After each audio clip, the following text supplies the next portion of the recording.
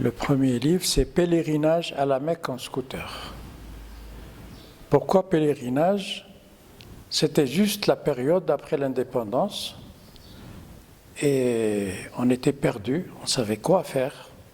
Donc je me suis dit, il vaut mieux changer un petit peu d'air et un grand voyage, ça me fera que du bien, c'est-à-dire un petit peu changer d'horizon et changer d'ambiance et changer de tout ce qu'on veut, parce qu'on est sorti traumatisé un petit peu de cette guerre qui a duré 7 ans et demi ou 8 ans.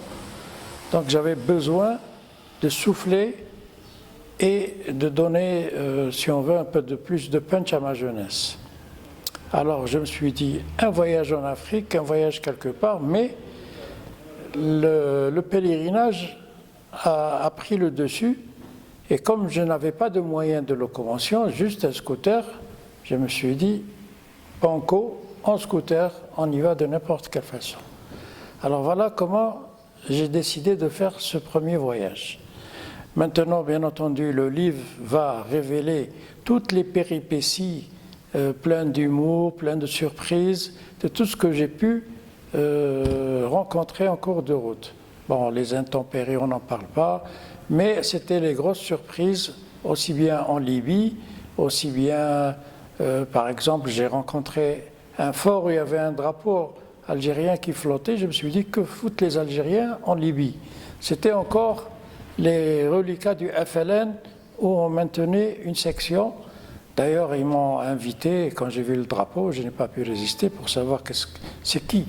En fait,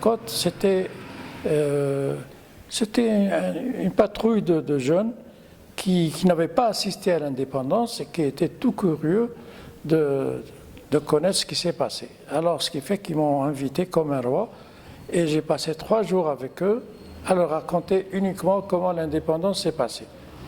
Ils m'ont même escorté jusqu'à la frontière égyptienne, c'était Sulloum, une descente à Brut.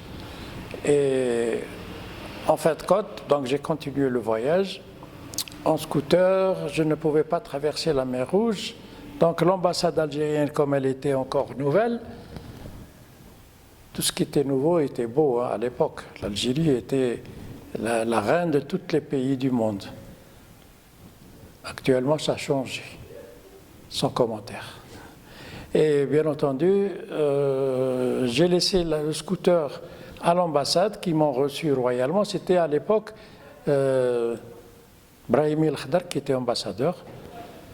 Et en fin de compte, le bateau, Suez, Jeddah, le pèlerinage, le retour, et bien sûr le retour, comme j'étais un jeune aventurier, j'ai continué sur Chypre, sur Beyrouth, sur la Syrie, jusqu'au Pakistan. Bon, ça c'était mon premier voyage, mais ce qui dominait le plus, c'était le pèlerinage en lui-même.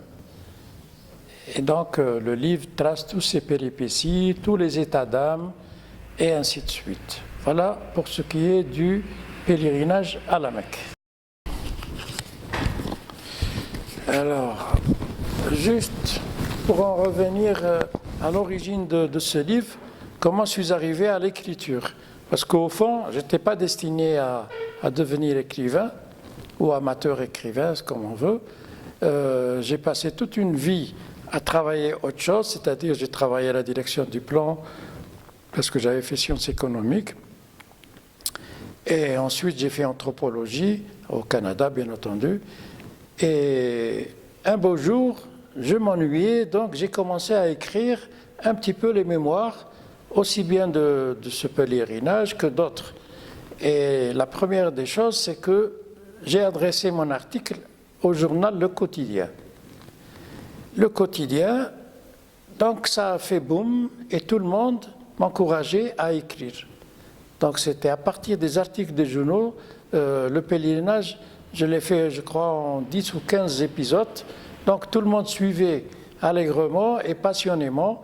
Et en fin de compte, ça m'a donné l'idée de faire un livre. Et voilà, petit à petit, comment, de ce premier livre, ça m'a encouragé à faire d'autres livres. Maintenant, je suis à 15.